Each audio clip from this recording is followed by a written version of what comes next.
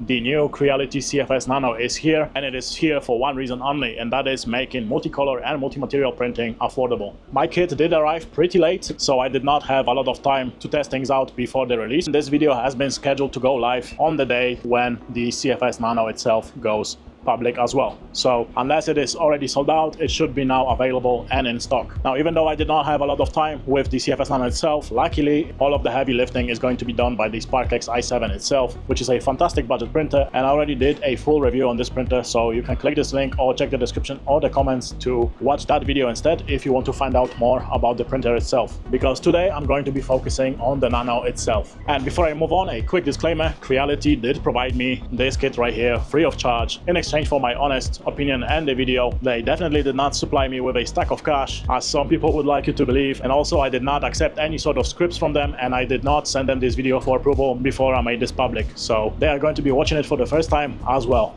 Additionally, if you purchase anything through my links that are going to be in the comments or the description, I will get a small commission out of each sale at no extra cost to you. And also, if you use my code, which you can see right over here, MikeQL, you are going to get additional 5% off on Creality website. So it's a win-win. And speaking of money, this is exactly why the CFS Nano even exists. It is not meant to be an upgrade over the CFS Lite. And to understand better why the CFS Nano is a budget option, all you have to do is look at the pricing on Creality website. If you already own the SparkX i7 but you do not have the CFS Lite and you just want to make it multi-material or multicolor capable, then the CFS Nano Kit, the one that I have right here, is going to be priced at $69. Nice. And you can actually bring it down to 66 bucks if you use my code. At the moment of me recording this, you can still purchase the Creality SparkX combo with CFS Lite, and this is going to run you 359 bucks or 341 with the code, which is definitely still lower than the Bumblelab A1 combo. In fact, it is much closer to the A1 Mini combo, but for some people it is still a substantial chunk of cash. So if your budget is 300 bucks and you want to get into multicolor printing, then CFS Nano is going to do exactly that for you, because you can buy the SparkX i7 CFS Nano combo for 299 bucks at the moment of me posting this video. And also, to make this deal even sweeter, Creality is going to include 4 spools of the Hyper PLA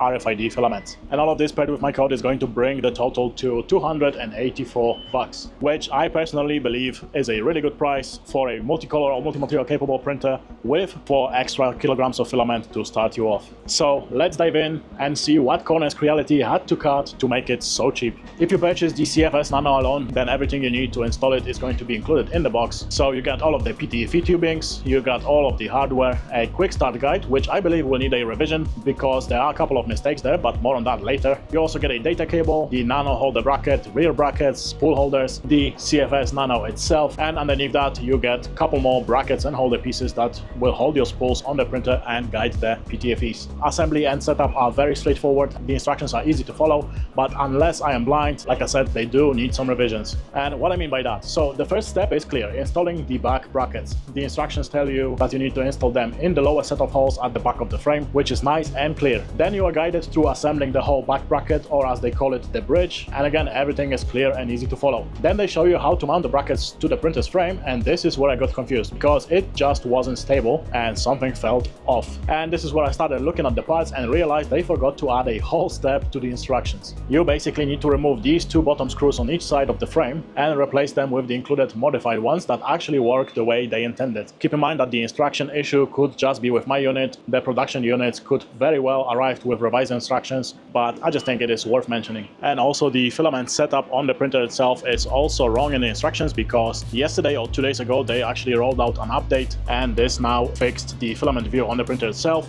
to match the actual physical layout. So again, the instructions definitely need some revisions. The final steps were, of course, installing the PTFEs and the data connector, and those steps again were very clear in the instructions and easy to follow. So after you install everything, you are going to arrive at a point and are met with the more obvious compromises of the cheaper design, and that is, it is pretty wobbly. As you can see, not so much at the bottom here. The bottom is a bit more sturdy than this part right over here, but there's no other way of saying it. It is a pretty wobbly design. It is not flimsy, everything feels solid, it is just wobbly. Now luckily, when you actually load the filaments, this whole structure actually does become a little bit more stable, and that is because The extra added weight is pushing everything down, and the brackets are going to rest on those little rubber feet at the back here. But also I do need to mention that even though it is a wobbly design, and I was worried that while the printer is running it is going to shake violently and make a whole lot of noise, that is not the case. Luckily, I honestly did not notice this printer being any louder over using the CFS Lite. So if noise is your concern, then personally I believe this is not an issue at all. Also, I am completely positive that very soon after the release, people are going to design all kinds of brackets to reinforce the stuff and modify it, because in reality the most important part is right over here and you can move it freely. So it's going to give you a lot of freedom for customization, and you are going to be able to match your setup, your space with just some simple 3D printed mods. But now I want to circle back to the PTFEs, because this is where I got a little bit confused and I was sure that it's an issue with instructions, but it actually isn't. Let me explain. So if you look at the back of the CFS, you are going to see that you have 4 tiny bits of PTFEs just sticking out of the pneumatic connectors right over here, and this is by design. Now at first I was confused why they didn't just do it this way. So if I removed one of these, and you can definitely take this PTFE or even cut a longer one if you prefer and feed it directly into the CFS, and it is going to work. And this is where I decided to ignore the instructions and just go this way. But I quickly found out why they actually ask you to do it this way. And this right here is fixing the annoying thing that I mentioned about the CFS Lite, and that is when the filament retracts, there is no mechanism to wind it back smoothly onto the filament roll itself. So after a while you just have rolls that have a lot of slack in them, and then you have to fix it up when you replace the filament. It never caused me any issues with filament tangling or anything like that. That's why I call it an annoyance, not an issue. But for me personally, it was just a little bit weird. And if you connect this PTFE directly into the CFS Nano and you feed the filament, so the CFS actually grabs it, which is just a bit, and it's going to feed the filament completely fine. On your first load it is going all the way up to the tool head, it's going to retract a little bit, it's going to be ready for printing. And the issue happens just like on this one when it retracts. So right now it is retracting a little bit, and you can see that the extra filament is just going to be hanging there simply because there is nothing to wind it back down. If this happens multiple times during the printing, you are going to end up with a spool that is pretty loose. And again, this is exactly what happens on the CFS Lite. But now I'm going to do it the way Creality actually suggests, which is again putting those small PTFEs, and when you feed the filament a little bit, so you can feed it into the CFS, it's going to do the same thing again. It's going to load it up. You can see it is loading, but then when it starts retracting, the filament, instead of going back on your spool loosely, watch what happens here. This space between these two PTFEs is going to act as sort of a filament buffer. So instead of messing up your spools, it is just going to go in and out over here. So then when the print is done, no matter how many filament changes the printer did while printing, your spool is going to stay neat, which is actually a decent solution without having to add any additional cost to the unit itself. It might sound strange, it might look strange, but it works. So I really cannot complain. And the CFS Nano is going to hold one more advantage over the CFS Lite, and that is again due to a simple setup, and that is the ability to use your filament dryer with your SparkX i7. With the CFS Lite, the only humidity control feature you're going to have is those slots for silica pockets, which are meant to control the humidity in the chamber, but they are not going to be dehumidifying your filament at all. And this is where filament dryer like this one right here, Creality SparkX X4, which is a fantastic dryer, comes in. So because you do have easy access to PTFEs right over here, what you can do is simply load your filaments, dry them all you need,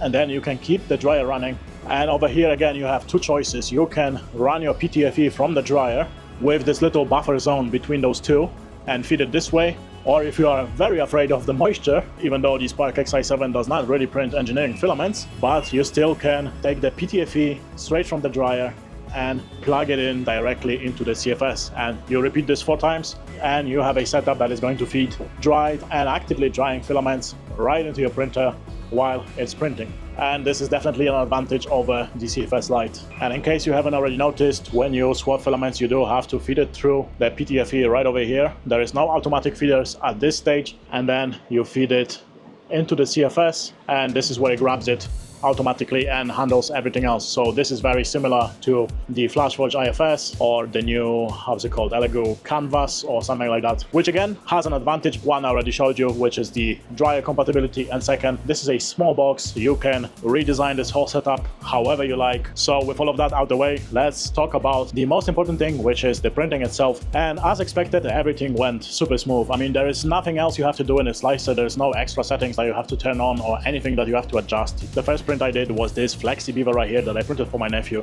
It printed really nice. I have absolutely zero complaints. Every single filament change was done smoothly, was done quickly. There was no feeding issues, there were no retracting issues. I just sent the file and came back to a finished print without me having to do or worry about anything at all, which is exactly what you should expect out of any printer, but everybody knows that sometimes this is just not the case. And then I wanted to throw in some more color changes at the printer, so I printed this Street Fighter diorama here. It was printed in parts. I did have to change the filament colors constantly, but again did not encounter a single problem. Everything was printed in parts, and then I just quickly assembled it, and it is a really cool print, very clean for a 0.4mm nozzle. Again, I have absolutely zero complaints. The CFS Nano just did its job, and it did it well. Now, I of course upload a lot of shorts, and I like to test my machines over extended periods of time to make sure they are reliable. So if you are interested how the Nano is going to hold up in the coming weeks or months, then subscribe to my channel, because I will definitely be making an update whenever I can. But to sum it up, the CFS Nano is just a simple and cheap way for people to get into multicolor or multi-material printing. And yes, the design does have some quirks, it can be wobbly, but at the same time it just simply works. Creality also updated their wikis and YouTube guides with troubleshooting and repairs, so the whole experience from the unboxing, installing, and actually running the printer is very smooth. And again, if you're interested in grabbing one or any other Creality printer, then the links are going to be in the description or the comments. You can use my code to get additional 5% off. And yes, the Creality K3 is coming soon, hopefully, and it is definitely going to be a very hot topic when it actually gets here. But not everybody is going to need expensive and advanced printer. Some people just have smaller budgets and they want to get to printing. So if you have $300 and you want to get a reliable and capable multicolor and multi-material printer, then Creality SparkX i7 combo with the Nano might be one of the great options for you. And even before it officially released, you can already see the effects that Nano has on the market, because as soon as Creality announced the pricing of this setup right here, Anycubic dropped down the price of the Cobra X to match it. So everybody is definitely watching. The competition is heating up, but this is always good for consumers because everybody wants to get a piece of the market. And if some companies are going to be lowering the price, then other companies are going to follow. So in the end, it's a win-win for us.